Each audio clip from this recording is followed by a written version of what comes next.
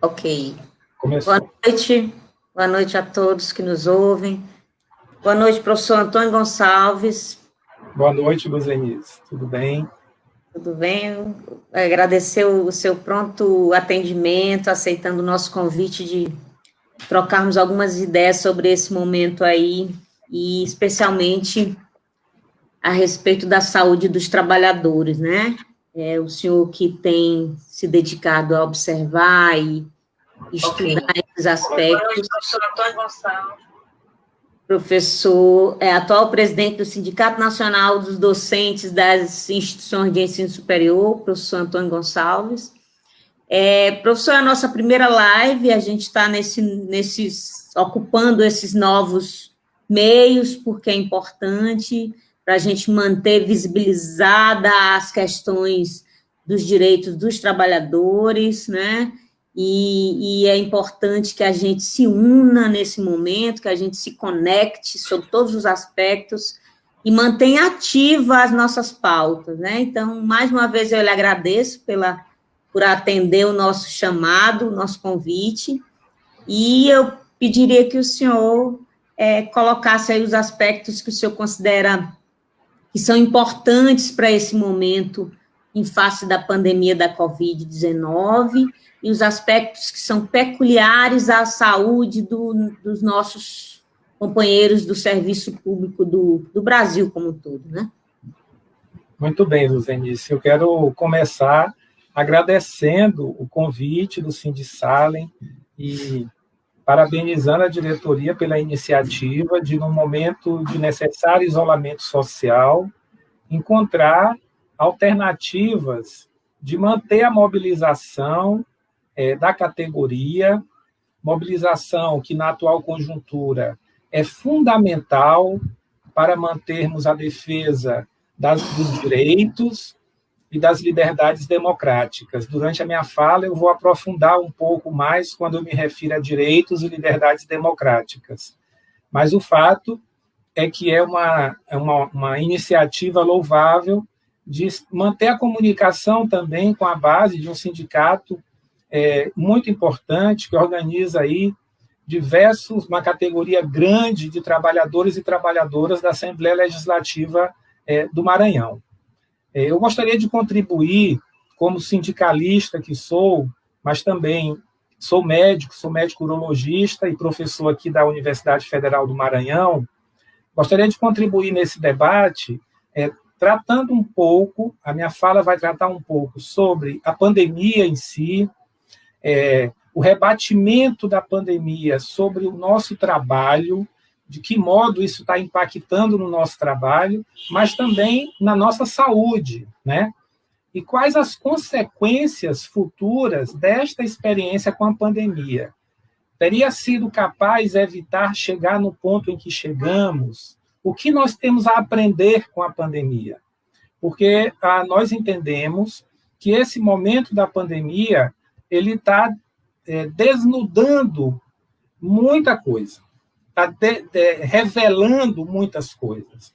E que, durante a pandemia, se evidencia claramente a disputa por um projeto político de sociedade, no Brasil e no mundo, né? Bom, eu quero iniciar, então, tratando um pouco da pandemia em si, né? Essa pandemia, ela tem sido muito debatida, a imprensa tem cumprido um papel que eu considero muito importante no esclarecimento da doença da Covid-19, provocada pelo coronavírus. É um vírus que, para a espécie humana, já se detectou 7 tipos de coronavírus. Todos esses, tem vários tipos de coronavírus, mas 7 já se percebeu que eles são capazes de contaminar a espécie humana.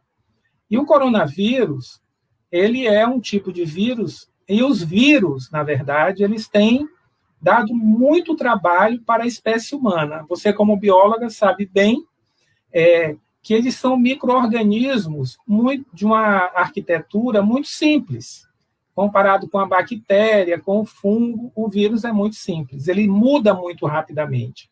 Mas se a gente pensar do ponto de vista de saúde pública, tem sido um grande desafio para a espécie humana lidar com os vírus, né?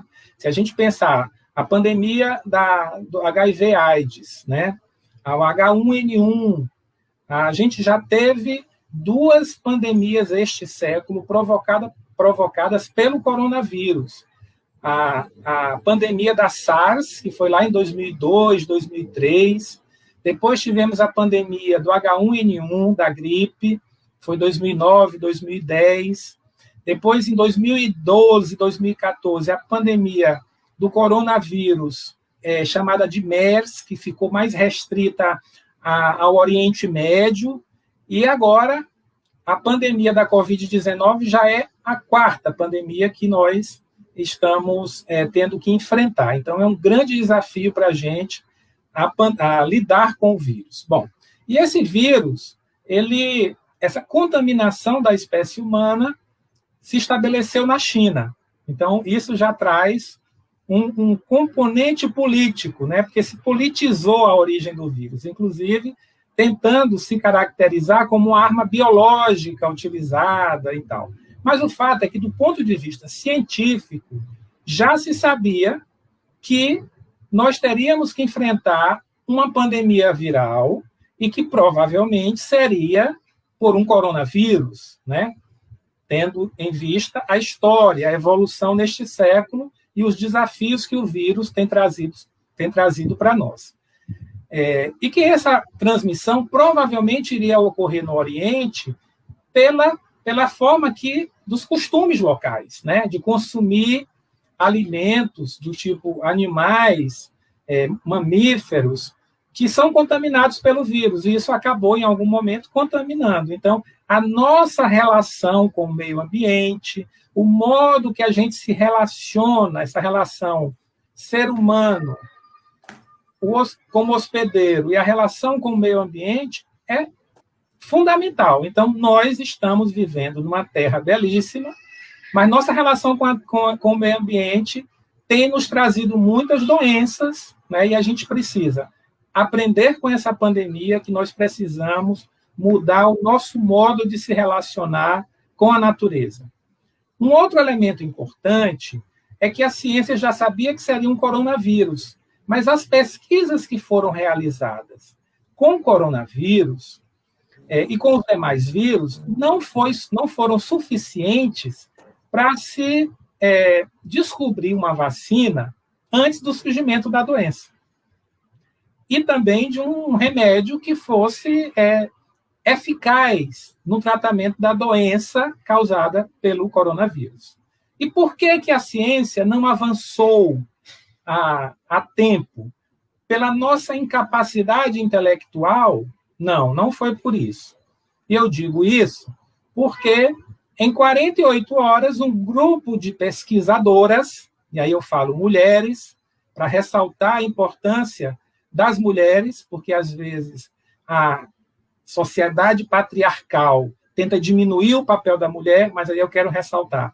Uma equipe de mulheres da USP, coordenada por mulheres, tem homens também, mas coordenada por mulheres, inclusive negras, um outro aspecto importante para desmontar esse racismo estrutural, né? Porque nós estamos saindo aí de uma tentativa de tirar a cota da pós-graduação. Caiu hoje, vitória nossa. Essa equipe, em 48 horas, sequenciou o coronavírus. Então, capacidade intelectual nós temos. O problema é que aqui no Brasil, como em diversas partes do mundo, o que determina quais as pesquisas avançarão, quais as pesquisas serão financiadas e aquelas que não serão financiadas, é o lucro.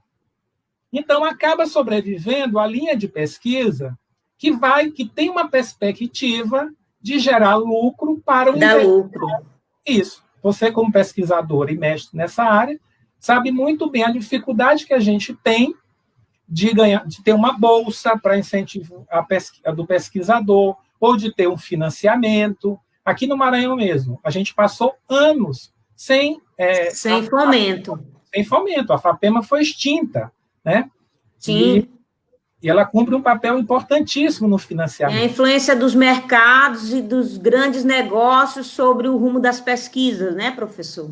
Exatamente isso. E aí ressalta que, como é importante o papel do financiamento público, porque a lógica do financiamento público tem que ser o interesse público e não o lucro. Sim. Né? Porque a lógica da empresa, ela vai querer investir naquilo que vai gerar um lucro para ela. Né? Prioritariamente. O coronavírus não tinha essa perspectiva de lucro.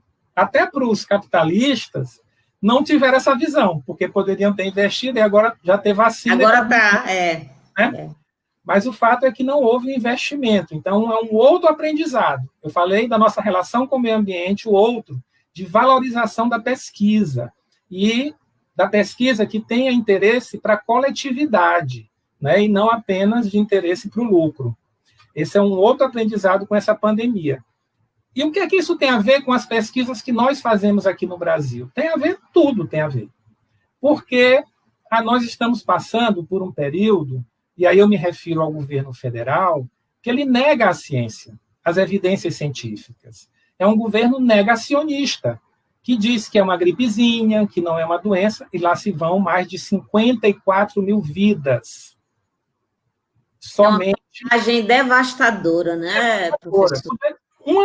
Assim, eu fico imaginando, eu já tive perda na família, você perder uma pessoa, para você é 100% de perda. Sim. Você gosta de lidar com números. Não é? Então, negar a ciência é muito perigoso e não ter essa empatia com a dor do outro. Isso é muito grave e é muito triste. Professor, esse negacionismo atrapalha tudo, isso nem se questiona. E vez por outra, surge as cenas de estarem vendendo soluções mágicas, né? E aí tudo é um obscurantismo terrível. E aí eu queria que o senhor colocasse, por exemplo, esclarecesse para os nossos colegas que estão ouvindo, estão aí dando boa noite. Por exemplo, a gente que pesquisa, eu estou um pouco distanciada da pesquisa porque não estou na universidade, mas a natureza de pesquisadora permanece aqui o tempo inteiro, a questão da vacina. A gente sabe que a vacina em situação, vamos dizer, em situações normais, padrões, né, normais, você demora muito tempo para testagem, registros, distribuição, a viabilidade como um todo de uma vacina chega a durar uma década. E aí eu vejo uma expectativa gigantesca em torno da vacina e uma série de iniciativas. Como é que está a situação hoje, professor? O cenário para a criação de vacina? Então, isso é importantíssimo. O Brasil, historicamente, ele sempre busca fazer parcerias, um consórcio de países para descobrir vacinas, né? A gente teve um avanço muito grande. Uma outra parte da minha fala, eu quero falar do SUS, e já fazendo a ligação com isso. Se a gente que é novo há mais tempo, sabe como era a nossa vida na década de 80, por exemplo, em relação à vacinação, né? O SUS, ele aumentou a cobertura vacinal e conseguiu erradicar muitas doenças. Então, a vacina é muito importante. E o Brasil costuma fazer consórcios, né, com outros países. O governo atual, ele não fez isso. Não está no consórcio, exceto na Universidade de Oxford, porque a Universidade de Oxford fez como o Brasil, a pandemia se alastrou muito rapidamente, os pesquisadores de Oxford, uma universidade da Grã-Bretanha, né, inglesa, viu que o Brasil era um bom cenário para testar. E aí me parece que o Ministério da Saúde está estabelecendo aí uma parceria com a universidade. O fato é que, como você bem disse, a ciência ela tem um tempo, porque para você encontrar uma vacina, você tem que fazer muitos testes. Tem várias fases até chegar na dose correta, até chegar na composição que não vá pôr em risco a vida das pessoas. Principalmente quando é uma vacina que você vai usar o micro-organismo atenuado. Você pega aquilo que causa a doença, enfraquece ele e coloca no corpo da pessoa. E no caso do vírus, é encontrar qual a partícula vai estimular no nosso corpo a geração da defesa, né? Então, isso demora o quê? 2, 3 anos. Não é algo rápido. Essa vacina da Universidade de Oxford é promissora. Ela está avançando rápido, é possível que a gente tenha, até o final do ano, uma vacina. Mas aí tem a outra etapa, que é distribuir a vacina, depois ir para o posto de saúde. E aí antes disso, os registros, né, professor? A legalidade. Que garanta a nossa segurança, de que a gente vai tomar vacina. E aí, voltando ao negacionismo. Tem gente que nega a doença, minimiza, e tem gente que não aceita, acha que a vacina é para matar as pessoas. Não sei se você lembra na pandemia do H1N1, muitos idosos não queriam tomar a vacina porque disseram que era uma vacina criada para matar os velhinhos, né? E assim, quando ela chega a se tornar uma vacina, é porque já passou por muitos testes. Não que a pessoa não possa ter uma reação a uma vacina, assim como pode ter a qualquer outro estímulo, mas é bastante segura. Então, nós ainda temos aí um grande caminho, um longo caminho até chegar na vacina. A outra possibilidade é a imunidade de rebanho, é quando pelo menos 70% das pessoas adquiriram resistência ao vírus. Então, a estimativa é que nós ainda estamos em torno de 10% de imunização. Então, para chegar em 70%, esse vírus vai ter que circular muito. E é um custo muito grande, não é, professor? De vidas. A de rebanho pressupõe o quê? Muita gente contaminada e o risco da vida das pessoas. Muito grande. Então, assim, a relação com a natureza e a importância da pesquisa, e principalmente a pesquisa com financiamento público, né? Aí eu queria falar um pouco, já que a gente está falando da pandemia e vamos tratar de adoecimento, falar da importância do SUS, né? O SUS é uma grande conquista da classe trabalhadora brasileira. Nós temos um sistema que ele é universal, ele é público, ele é gratuito, no sentido de que a gente não paga uma mensalidade, como é um plano de saúde, né? E, claro, nossos impostos recolhidos mantêm o SUS, mas a gente não precisa pagar uma mensalidade para ter acesso. Então, é uma grande conquista o SUS, e o SUS é jovem, é um sistema jovem. Eu fico imaginando essa pandemia se nós não tivéssemos as UPAs, se nós não tivéssemos o Hospital Carlos Macieira, se nós não tivéssemos o Hospital Universitário, que estão o Hospital da Mulher, são as unidades que estão dando muito suporte, principalmente para os pacientes graves, mas principalmente se nós não tivéssemos as unidades básicas de saúde, se nós não tivéssemos os agentes comunitários de saúde, se nós não tivéssemos as equipes da estratégia saúde da família. Para compreender, o SUS ele tem que fazer a territorialização. A cada unidade básica de saúde está ligado uma área adscrita. Então, essa área adstrita da unidade, o agente comunitário ele vai nas casas, ele sabe quem é a família, sabe quem é obeso, quem é hipertenso, quem é diabético, ele sabe quem precisa ser vacinado, tudo. Então, há um mapeamento daquela área. Então, imaginemos se, com essa concepção de princípio do SUS, de universalidade, de equidade, de integralidade, nós tivéssemos avançado mais. Ficaria mais fácil da gente controlar a pandemia, mesmo quando os políticos, né, os dirigentes negam. E muito do que a gente conseguiu avançar se deve aos trabalhadores do SUS, de carreira, os trabalhadores que conhecem o sistema, que estão lá no Ministério da Saúde, que estão na Secretaria Municipal de Saúde, que estão na SER, na Secretaria de Estado da Saúde, porque conhecendo o SUS e conhecendo o que é uma pandemia, e uma pandemia de uma doença que nós estamos tendo que lidar com ela durante o processo, você consegue fazer políticas mais efetivas. Então, é fundamental o SUS. Se nós não tivéssemos o SUS, nós teríamos uma mortalidade muito, mas muito mais alta do que nós estamos tendo. Um exemplo, professor, os Estados Unidos. rapidamente, Luzenice. Os Estados Unidos não tem um sistema único. Lá tudo é pago. Então, tem muitas pessoas que estão morrendo em casa, porque adoecem e não tem como ser atendidas por um hospital, porque é tudo privado. Então, a quantidade de gente que está morrendo em casa aumentou muito, e o outro, lá é permitido você pedir falência de pessoa física.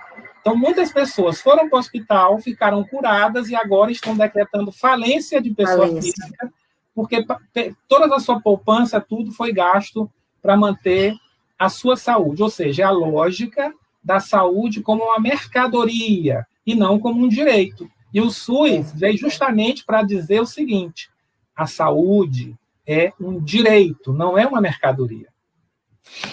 Só para destacar, professor, e aí a gente precisa, e é esse o nosso objeto aqui mesmo, esses foram os nossos servidores públicos, né, de primeira linha, do primeiro susto, do primeiro enfrentamento. Eu lembro que o grande susto era que quem adoecesse logo ia deparar com o sistema ainda se ajustando para receber essa overdose de adoecidos, né? E os médicos e todo o sistema realmente ainda padece. Se ele não existisse, ia ser muito pior, a gente não imagina, ia ser terrível, muito mais terrível do que está. E aí é o destaque. Esses servidores públicos e a saúde deles, a sobrecarga psicológica, a sobrecarga física, o enfrentamento da doença assim, tete a tete, né? É disso que a gente está falando, da saúde do servidor público para enfrentar isso. E eles são de primeira linha, né? Antes de passar a fala para o senhor, eu vou pedir licença só para dar um alô para os nossos colegas que estão aqui ao vivo, a Vitória, que é nossa secretária-geral, o Iradson, Jorge Milton, a Gerlane Pimenta, nossa companheira aí das lutas, Nathaniel, que é nosso presidente, estão todos aqui ouvindo online, tá certo? Então, só dando boa noite e a gente não responde. Então, professor, só para destacar, a saúde do servidor público, em especial esse que enfrenta a doença aqui, né, a centímetros dele, e a gente, nesse meio, tendo que aprender tudo no susto, né? É verdade. Eu sempre, quando vou analisar a situação de nós, servidores públicos, eu fico pensando antes da pandemia, como que estava a nossa vida, né? Nós já vínhamos de um cenário difícil, porque não se pode ignorar que há uma disputa de projeto político, de Estado nacional. Há pessoas que entendem que o Estado ele é muito grande, que tem que diminuir o Estado, é o Estado mínimo, né? E essa luta vem se dando já há algum tempo. Ao mesmo tempo que nós conseguimos um texto constitucional em 88, que apontava para um estado de bem-estar social, nós, logo em seguida, houve o consenso de Washington, que estabeleceu princípios para os países da América Latina, que era de desmonte do Estado, dizendo o seguinte: o Estado tem que diminuir, servidor público tem que acabar da forma que é, regime jurídico único, vamos terceirizar tudo. E agora, a pandemia veio mostrar que, se não tivesse o Estado, o mercado ia dar solução para a pandemia? Não ia dar solução. Se não tivesse o SUS, como a gente falou. Um parêntese, em geral, quem defende o Estado mínimo, ele defende o Estado mínimo para os outros, né? Para si, não, ele quer o Estado máximo para ele. Todas as benesses que o Estado pode oferecer, ele quer tomar proveito, né? O Estado mínimo é para o outro. Em regra, a gente vê quem defende fervorosamente é assim, né? Isso. A socialização dos lucros para eles, né? E para a gente, o capitalismo selvagem. Mas o fato é que já havia essa disputa. Então, os servidores públicos sofreram reforma da Previdência, contra-reforma, porque não foi reforma, foi uma contra-reforma, porque retirou direitos.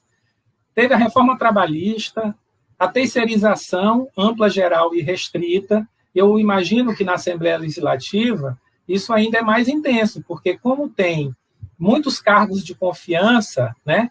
E às vezes são cargos demais, há um ambiente de trabalho de trabalhadores, servidores públicos e daqueles que são indicados pelo deputado, enfim. Não vou entrar nesse debate, talvez outro dia a gente possa aprofundar, mas o fato é que o cenário anterior já era difícil, achatamento salarial, retirada de direitos, nós já estávamos em endividamento, a coisa do consignado. Então, tem muitos trabalhadores que têm várias linhas no contra-cheque, e várias delas é dívida com o banco. E eles facilitaram muito o acesso ao crédito em algum momento, em que as pessoas incluíram o consignado no seu orçamento. Então, uma parte do salário já vai direto para o lucro do banco.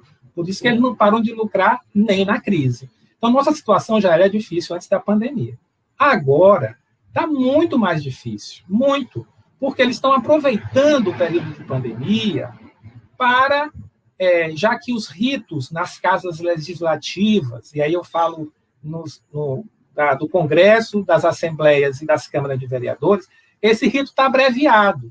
As comissões não estão funcionando, às vezes o projeto é apresentado num dia, no outro dia tramitou tudo e já é lei, né?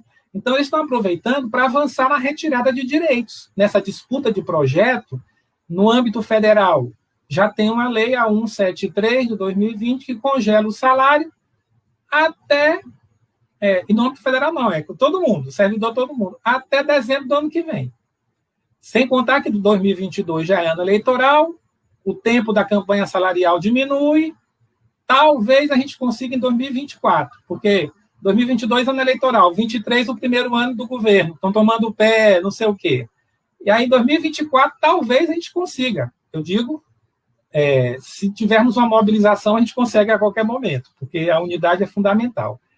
E aí, isso é um elemento a mais de adoecimento, porque muitos trabalhadores perderam insalubridade se recebiam, a perspectiva de congelamento salarial, o medo, porque a gente está em isolamento, quem pode fazer, mas tem que estar em casa. Quem tem filho, cuidando dos filhos, a escola não está funcionando, tem um trabalho remoto, e aí para dar conta da família, de quem adoeceu, dos nossos idosos, das crianças, o medo de morrer. Então, isso traz uma carga psicológica grande. A sua pergunta, eu entendi que foi muito relacionada também ao trabalhador da saúde, ao servidor público que está ali na linha de frente. Imagina, então, para quem sai para trabalhar, deixa a família em casa, sai para trabalhar para um ambiente em que ele vai estar cara a cara com o vírus. Ele não sabe se volta para casa sem o vírus. O receio de contaminar a família. Então, há casos muito tristes de trabalhadores em saúde que perderam entes queridos que se contaminaram, eles foram vetores dentro da própria casa. Isso é muito triste, né? E muitos desses trabalhadores em saúde não são servidores públicos, são terceirizados. Terceirizados. A gente vê aqui, no Maranhão, quando que teve concurso para SES, para ser servidor público da saúde? Faz muito tempo. Teve concurso, mas foi para a MC, que é uma empresa, que aí a contratação é seletista, é diferente do regime jurídico único. É um outro debate que não dá para fazer aqui, mas demonstra claramente que você burla aquele dispositivo do impacto de servidor na folha, transferindo para uma empresa, que o custo é menor, porque paga menos. Então, na saúde, está acontecendo a mesma coisa. Os trabalhadores servidores públicos de carreira e no mesmo ambiente, terceirizados, ganhando menos e submetidos ao mesmo risco. Então, isso é um problema grande. E nós temos... Só um parêntese. O senhor estava falando aí da situação específica do que eu destaquei, né? A pressão maior sobre o servidor público da área de saúde, e aí a gente, claro, tem cada categoria de trabalhador com suas especificidades. O senhor representa, por exemplo, as instituições de ensino superior, os professores também com essa overdose de ensino remoto. Eu tenho uma irmã que é mestre nas educações à distância, nas tecnologias, e e a educação à distância pressupõe planejamento, não é uma medida para a emergência, e aí a gente tem que, ao mesmo tempo, não pode ficar parado e faz esse arremedo, vamos dizer assim, e os professores tendo que receber essa carga toda de pressão, e os pais também, né? É outra categoria que a gente destaca. No caso da Assembleia, professor, eu lhe coloquei isso, a gente tem a especificidade do nosso servidor de carreira, e ele é só, professor, o senhor falou em números aí, o nosso servidor de carreira e efetivo, e concursado, ele é só 25% do total dos servidores da Assembleia. Então, a Assembleia tem cerca de 2.000 servidores, cerca de 25%, para arredondar números, são servidores de carreira e ativos e efetivos. Esses professores, mais de 70%, são meus colegas que estão na Assembleia há mais de 30 anos, certo? 30 anos. Isso quando era na Rua do Egito ainda, né? Quando eu vivo dizendo que a gente precisa registrar essa memória. Esse servidor que já deu uma contribuição para o Poder Legislativo, ele já estava aguardando as nossas lutas para construir uma preparação para a aposentadoria. Nós estávamos nesse enfrentamento. O senhor sabe, obviamente, a importância de manter a atividade do trabalho, de uma rotina, de ser produtivo, né? De ter a sua própria autonomia, de ter sua rotina. Agora, esse nosso colega servidor, ele está sob todas essas pressões que o senhor falou aí, né? Do medo, de ter que acudir à família, ou financeiramente, ou suporte físico e psicológico, e ele está convivendo com o fato de que ele, como tem várias comorbidades, ele não está selecionado, escalado para ir ao trabalho. E aí ele está convivendo com isso, de, eita, agora eu vou me aposentar, mas as condições não são as melhores, e é esse o cenário. Por exemplo, as especificidades dos meus colegas de trabalho, que são, em maioria, os efetivos estáveis, em maioria já têm uma idade avançada, são essas, entendeu? Eu queria que o senhor comentasse, em particular, essas questões, que são as nossas típicas, vamos dizer assim. Eu queria abordar dois aspectos em relação a esse segmento da base do Sindicalem. O primeiro aspecto é em relação ao direito à aposentadoria. A gente vem, e já não é de hoje, já vem de algum tempo, e aí eu quero destacar, desde 98, lá se vão 22 anos, sendo martelado o tempo inteiro de que a gente precisa reformar a Previdência. Teve a do Fernando Henrique, teve a do Lula, teve a da Dilma, e agora a do Bolsonaro. O Temer só não fez porque ficou fraco antes, mas ia fazer. E construindo a ideia de que, primeiro, a aposentadoria é só daquilo que você conseguiu juntar, né? Não é solidária, o que é uma perversidade, porque se o país cresce, quem está na ativa tem uma capacidade de melhorar o seu rendimento, isso tem que ser transferido para quem está aposentado, que deu a sua contribuição para esse crescimento, para essa riqueza, né? E aí, não, eles querem caixinha fechada. O outro é fazer que a gente acredite que a aposentadoria é desnecessária, que a gente pode trabalhar até 80 anos. E a gente tem que desconstruir isso. A nossa relação com o meio ambiente, ao qual eu me referia no início, tem também em viver a vida. Então, a aposentadoria é um direito de você ter um tempo da sua vida em que você já trabalhou, já deu sua contribuição, de poder ter o direito de viver a vida sob uma outra perspectiva. Não que você não vai continuar contribuindo com a sociedade, com o que você acumulou durante a sua vida laboral, mas a aposentadoria é um direito, ela tem que ser solidária. O outro aspecto é em relação ao medo, né? Como vai ser a minha vida?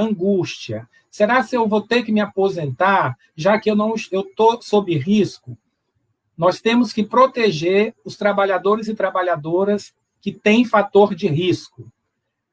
É idoso ou idosa, tem obesidade, hipertensão e diabetes, não pode ir trabalhar. Eu acho que é uma pauta importante para o Sindsalem dialogar com a base e com a direção da Assembleia o estabelecimento de um protocolo, porque nós estamos aí saindo uma flexibilização. Eu saí na rua hoje e já parecia que não tinha mais Covid-19. Isso vai ter um problema, porque ele continua aí, talvez não haja picos, mas vai ter um número constante de pessoas morrendo em decorrência da doença.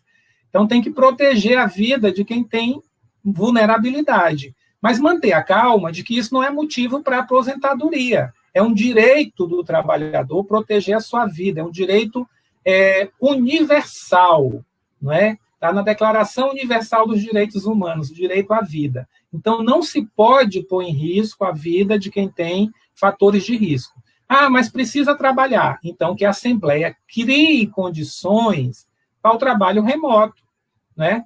De acesso à internet, se for o caso, mas não expor ao risco. E aí, eu acho que é uma boa pauta discutir qual é um protocolo de interesse do conjunto dos trabalhadores, para que todo mundo possa ser contemplado, né? Porque a pressão é grande. Você falou aí, eu sou docente. O que tem a pressão sobre a universidade hoje, para que a gente faça aula online, é enorme.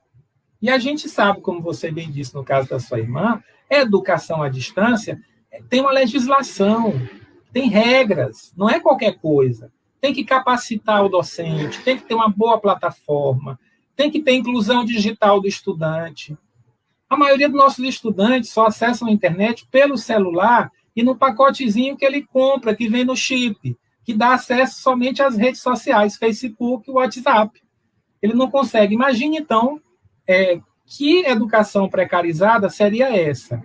Mas nós, obviamente, como servidores públicos, eu estou vendo aqui o Clemilton comentar que o servidor público sempre tem seus deveres e obrigações na linha de frente, não só na área da saúde, mas em todos os setores.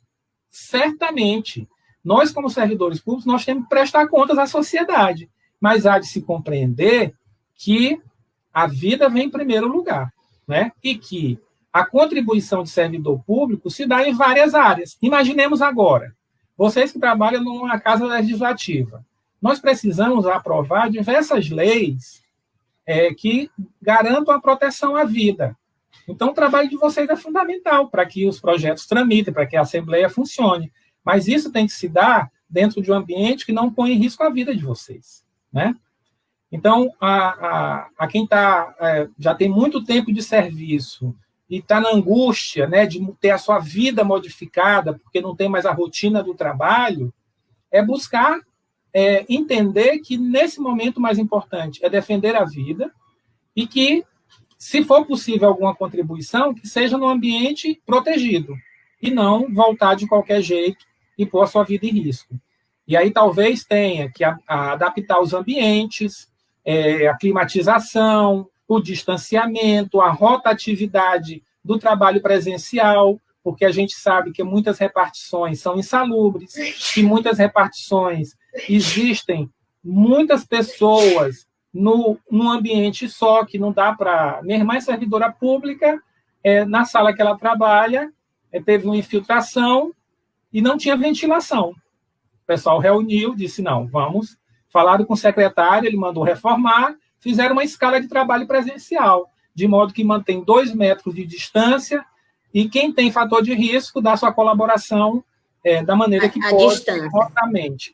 Professor, para lhe informar, nós do sindicato, nós nos posicionamos com a devida brevidade antes que os serviços voltassem né? Hoje foi a primeira sessão presencial.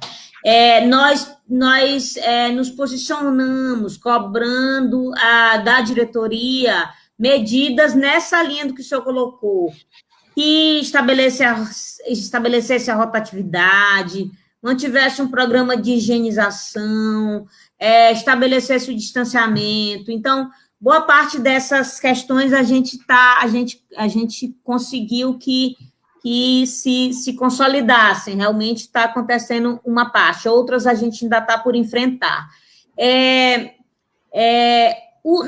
Do que o senhor tem observado e nos diálogos que o senhor tem empreendido aí com os demais colegas, como é que está a questão, os indicativos ligados aos processos, por exemplo, no caso da Assembleia, aqueles processos que envolvem o amplo debate público, né? As mobilizações, a transparência no diálogo e o aprofundamento estão comprometidos, né? Pelo menos nesse momento de susto. Como é que o senhor tem observado essa questão aí, professor? Eu tenho observado como uma oportunidade para poder, digamos, retirar o trâmite, a democracia que deve haver na tramitação dos projetos, por exemplo, de tornar mais impositivo. Então, abrevia-se o rito, se aprova na calada da noite, sem o debate necessário. Quando é um projeto de interesse comum, recursos, garantia de um auxílio emergencial, a gente entende a celeridade. Só que o que eu tenho observado é que estão aproveitando esse momento de pandemia para colocar a granada no nosso bolso, como disse o Paulo Guedes. O nosso colega destacou isso aí. Isso, eu estou vendo aqui o Clemilton. Foi. A granada no nosso bolso, porque existe a disputa de projeto. Eles querem aproveitar esse momento para poder fazer avançar o projeto neoliberal do Estado mínimo. Por isso que o Rodrigo Maia disse o seguinte: auxílio emergencial é importante, manter em R$600, mais 2 parcelas, mas para isso tem que reduzir o salário de servidor. Então, ele condiciona uma coisa que não tem nada a ver com a outra. Eu digo que não tem nada porque eles estão, ao mesmo tempo, tentando aprovar um aumento do capital para os bancos de 650 bilhões. Repito, 650 bilhões.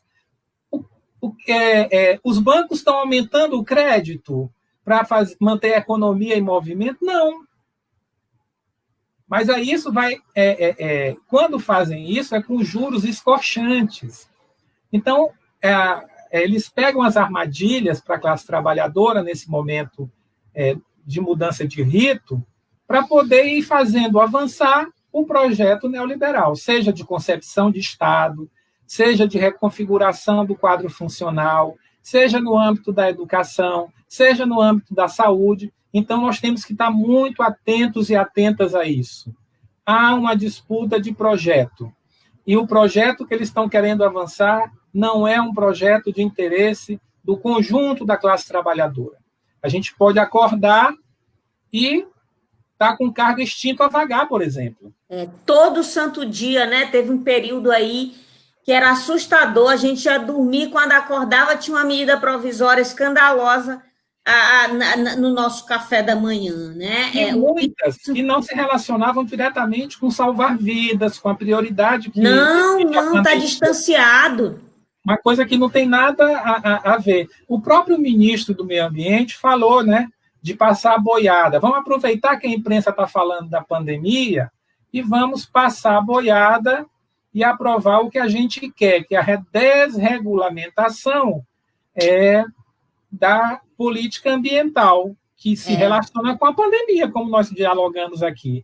Que essa desregulamentação vai levar a Covid-19 para dentro das comunidades indígenas, tradicionais, das comunidades dos povos originários e dos povos tradicionais, os quilombos. O senhor citou aí o ministro de Meio Ambiente, ele, para mim, é uma das figuras deste governo que representa o antiministro, né? Ele está lá, é o antiministério, ele está lá e toda a pauta que ele abraça é contra todas as razões pelas quais o ministério existe, né? Então, ele é essa estranheza, ele é representativo dessa estranheza que a gente vive. E o senhor está falando de meio ambiente, e há hipóteses até, eu queria destacar isso, há um grau de incerteza no campo das pesquisas, e que essa confusão de mentiras que circulam, e circulam com a assinatura de tomadores de decisão, com a assinatura de governantes, isso é devastador. Esse grau de incerteza sobre se a pessoa que está imune permanece por quanto tempo, né? A questão do impacto do meio ambiente e a possibilidade de surgirem novas situações de surtos, de novas pandemias. O Sebastião Irati está destacando aqui que essa coisa do ambiente artificializado para o serviço é um agravante, foi uma das questões que a gente colocou no nosso plano de contingência, que, né, no nosso plano que a gente demandou as providências para a diretoria. Há estudos ainda preliminares na China que indicam que a corrente de ar condicionado prolonga prolonga a circulação do vírus. Então, nós não estávamos preparados, nosso ambiente artificial não estava preparado, e olha que no caso da Assembleia, a gente é um prédio novo, a gente está lá há 10, 12, 13 anos. Você imagina aí essa regra geral de prédios insalubres, que tem uma arquitetura caquética, né? Então, destacar essa questão do ambiente e do grau de incerteza que é. Então, o senhor está vendo, o senhor relatou que hoje o senhor saiu na rua, e eu tenho saído muito pouco, mas cada saída é um susto. Das pessoas que, por exemplo, que adoeceram e acharam que elas estão super agora imunizadas, né? Eu queria que o senhor destacasse esse aspecto também. Pois é, aí eu quero retomar a questão do aspecto científico. A pandemia, nós estamos tendo que lidar com ela durante o processo. Avançamos já se descobriu que os corticoides podem ajudar nos pacientes muito graves. No início, se achava que deveria procurar a unidade de saúde apenas quando começasse a sentir falta de ar. Hoje já se sabe que quanto mais rapidamente procurar, melhor. Já se sabe, tem a polêmica da hidroxicloroquina, que os trabalhos não têm mostrado eficiência nesse tratamento, mas o fato é que nós temos como desafio grande ter uma atenção para o nosso local de trabalho, mas também para a ciência, o que está acontecendo do ponto de vista científico. Há um trabalho recente, feito na China, que detectou que os anticorpos, né, a nossa defesa de quem já teve a Covid, eu não tive ainda, apesar de andar pelos hospitais, eu ando usando equipamento de proteção individual, então eu não me contaminei ainda, mas quem já se contaminou, que acha que adquiriu anticorpos, tem um trabalho mostrando que esses anticorpos de defesa, eles caem rapidamente no sangue. Não se sabe se essa queda desprotege a pessoa e deixa ela suscetível a se contaminar de novo. Isso não se sabe. Então, a ciência ainda está pesquisando.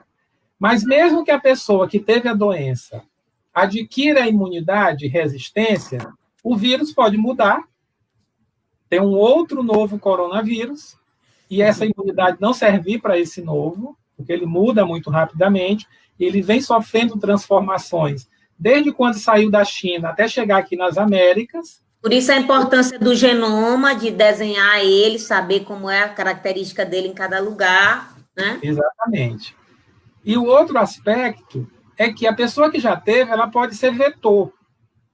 Ela pode entrar em contato com quem está com o vírus, se contaminar, assim, não que ela vá adoecer, mas o vírus fica nela. E aí ela toca em alguém que não teve, ela pode transmitir para aquela pessoa. Então, mesmo quem já teve, tem que ter os mesmos cuidados para não ser um transmissor da doença, não ser um vetor, aquele que vai levar o vírus de um doente para um saudável. Então, são muitos cuidados que tem que ter. Então, estou muito preocupado com a flexibilização. A pandemia, ela está adotando uma característica de interiorização. O estado de São Paulo, hoje, teve o maior número de mortes, e não é na capital, é no interior.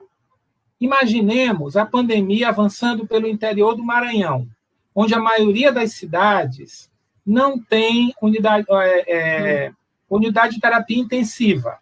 Até que essa pessoa chegue ou em Coroatá, ou em Imperatriz, ou em Presidente Dutra, ela pode morrer.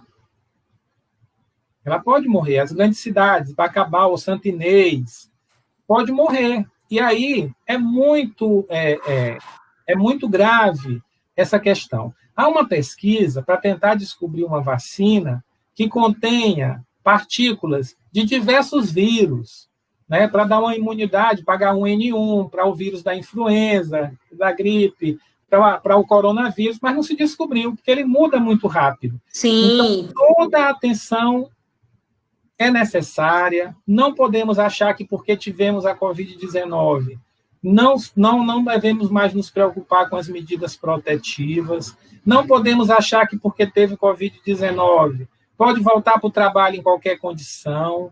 Eu acho que, do mesmo modo que a pandemia tem sido uma janela de oportunidades para os capitalistas avançarem no projeto neoliberal de desmonte do Estado, tem que ser um momento também para nós cobrarmos condições de trabalho adequadas, para nós cobrarmos direito à vida, para nós disputarmos o orçamento para ter mais financiamento para o Sistema Único de Saúde, defendermos o SUS, porque agora dá para ver bem a diferença.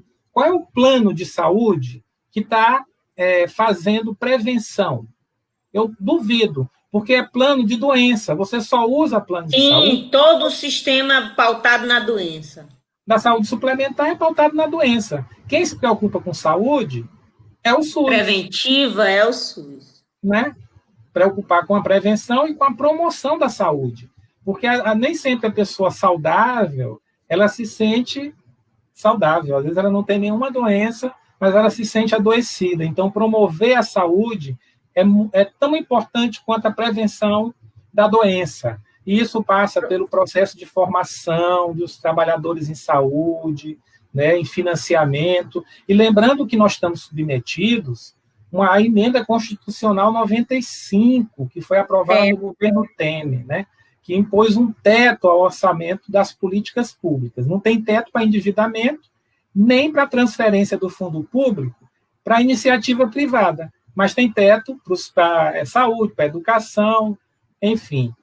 Muita luta que nós temos pela frente. Muito enfrentamento, e agora num contexto de pandemia, em crise política, em crise econômica, né? Tem um colega perguntando da relação da exposição ao sol, se tem alguma questão de proteção em relação ao coronavírus.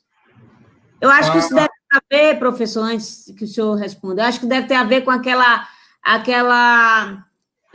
quando ainda estava distante a pandemia, houve aquela conversa de que o vírus, por exemplo, ele não se dava bem em altas temperaturas, né? Ou então a exposição de certas coisas ao sol. Explique melhor aí para nós. Essa questão da temperatura, não é bem... A questão é que, em lugares em que é mais frio, as pessoas buscam se proteger mais e ficam mais aglomeradas dentro de um ambiente fechado, então facilita a transmissão. Mas o vírus muda, ele se adapta ao meio ambiente, seja quente ou seja frio. Em relação ao sol, a gente sabe que a nossa vitamina D ela é proveniente desse estímulo solar, né? Então, um banho de sol, 15 minutos por dia, o solzinho da manhã, ajuda mais, assim, ajuda. Não que nos outros horários não ajude, ajuda também, mas o custo-benefício é melhor no horário que o sol não esteja quente demais. Mas nesse momento de pandemia, eu estou vendo muita gente comprar vitamina D. A indústria farmacêutica, para vender vitamina D, está buscando incluir nas receitas da Covid a vitamina D. Mas se você for pegar o solzinho, tem o mesmo efeito. Não é que vai dar uma proteção à doença, mas vai melhorar a sua imunidade. Você tomar uma dose diária de vitamina D, digamos assim. Só que isso também tem um limite. Uma pessoa que é muito idosa, o sol já não tem o mesmo efeito. Às vezes tem mais risco, porque esse estímulo solar já não é suficiente para produzir vitamina D. Aí essas pessoas vão precisar tomar o comprimidinho de vitamina D mesmo e não devem se expor ao sol sob o risco de queimaduras, tá? Então, tem que ter esse entendimento em relação à pessoa idosa. Mas, sim, a vitamina D é importante como um dos elementos para melhorar a nossa imunidade, mas é só um dos elementos. Trabalhar em condições adequadas, não se estressar, ter uma boa alimentação, fazer exercício físico, não fumar, não abusar de bebida alcoólica, também é importante. Não vem na receitinha do profissional de saúde, mas é fundamental para a gente manter o nosso sistema de defesa.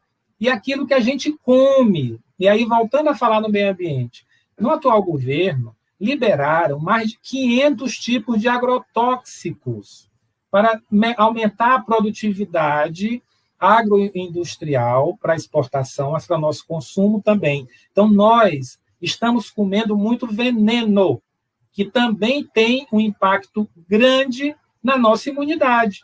A gente compra um frango, vê um monte de hormônio. Isso está interferindo, inclusive, na nossa capacidade de fertilidade. Eu estou vendo o Sebastião perguntar aqui, Luzenice, sobre a imunidade. Quem já teve coronavírus fica imune por um período de 3 meses, poderá ter novamente? Isso não se sabe ainda, Sebastião. Eu falei ainda há pouco que já tem estudo mostrando que as células de defesa estão diminuindo muito rapidamente. Então, é possível que sim ou que não. Ainda não se sabe. Doutor Antônio... Nathaniel também. Alguns jornalistas estão atribuindo ao enorme avanço da Covid-19 as brigas políticas entre os poderes. O que o senhor acha disso? Bom, eu tenho uma posição muito clara. Eu acho que o que pode ajudar a barrar o avanço da pandemia é uma forte atuação do nosso Sistema Único de Saúde e o entendimento da sociedade em incorporar as medidas de proteção individual e do convívio coletivo. Qual é a crítica que eu faço? É que, no âmbito, o SUS, ele tem uma gestão que é tripartite. Tem uma parte que é da União, dos estados e dos municípios. Essa pactuação ela é feita nos comitês intergestores tripartite. Tem a contribuição do Conselho Nacional de Saúde, o controle social. Pelo menos isso é o que se tem, digamos, na lei, né? A Lei 8080/90. Qual é a crítica que eu faço? É que, como é uma gestão tripartite, os 3 entes federados têm que estar articulados na condução da política para justamente evitar o avanço da pandemia. O que é que nós estamos observando nesta pandemia? No âmbito da União, a negação da pandemia, de que é uma gripezinha, a verbalização do presidente da República, o seu comportamento em público, sem uso de máscara, eu tenho histórico de atleta, isso cria no imaginário popular de que ele está certo, de que é uma gripezinha mesmo, até que a doença chegue na sua casa e que você perca um ente querido. Aí você se detecta, não, ela existe, ela é grave, e eu tenho que me cuidar. Mas no âmbito da União, o comportamento do chefe do executivo, que é um dos elementos importantes na gestão do SUS, é de negação da gravidade da pandemia e de negação da ciência, porque ele não só disse que era uma gripezinha, mas tentou indicar que a saída era um comprimidozinho barato chamado hidroxicloroquina. Porque a ciência, isso é um outro elemento, a negação da ciência. Então, no âmbito federal, não há uma articulação dos estados e municípios para o combate. Aí ficam os governadores e os prefeitos tendo que conduzir a política de saúde sem articulação com o governo federal. Tanto é que nós estamos há mais de um mês sem ministro da Saúde, em plena pandemia. Tem um ministro interino, um militar, especializado em logística. Mas o ministro da Saúde, para pensar as políticas de saúde, nós estamos sem. Então, eu faço muita crítica à condução da gestão da política de saúde no âmbito federal. Professor, é uma política genocida, que está levando ao avanço da pandemia e muitas mortes. E vai custar caro isso. No âmbito dos estados e municípios, a condução, a depender do estado do município, tem sido mais ou menos exitosa. Já está sendo né, uma tragédia. O senhor colocou aí, até me ocorreu aqui, eu perdi por um fio. Eu falo muito, o pacto federativo, a questão do pacto. Gente, às vezes parece que eu estou querendo interromper o professor, mas ele me pediu que eu fizesse isso. Senão ele, com muita história para contar, muita experiência. Professor, a questão do pacto federativo aí deu uma quebrada, né? Porque os governadores tiveram que assumir a condução do processo, vez que o governo federal fica tergiversando, muito envolto em conflitos de interesse familiar e de governar, de fato, fica, né? A gente está completamente à mercê dos governos estaduais, porque o governo federal que tem o cofre, a chave do cofre na mão, dos incentivos para a renda mínima, dos suportes aos micro, né? Tudo sem a menor condição. Só para lhe informar, aquela questão do agrotóxico, a gente teve vamos dizer assim, um alento, hoje ou ontem, que os agrotóxicos estavam sendo aprovados automaticamente, e a gente derrubou isso, viu? Não está mais assim, não. Pelo menos isso. Então, essa pequena vitória eu queria lhe destacar. A deputada Erundina falou que não ia ter mais aprovação de agrotóxico no Brasil de forma automática, né? A gente conseguiu derrubar essa questão. Professor, a gente... retroativo, porque foram aprovados muitos, né? Centenas, né? Eu não tive tempo de analisar isso no detalhe. Mas eu queria lhe destacar que a gente já passou de 1 hora. Passou rápido. E aí eu lhe convido para fazer as considerações finais. E mais que isso, eu lhe convido para a gente manter as mãos dadas nesses tempos em que a gente perde direitos progressivamente, né? Todo dia a gente vai dormir, quando acorda no dia seguinte, descobre que tem uma nova luta para enfrentar, né?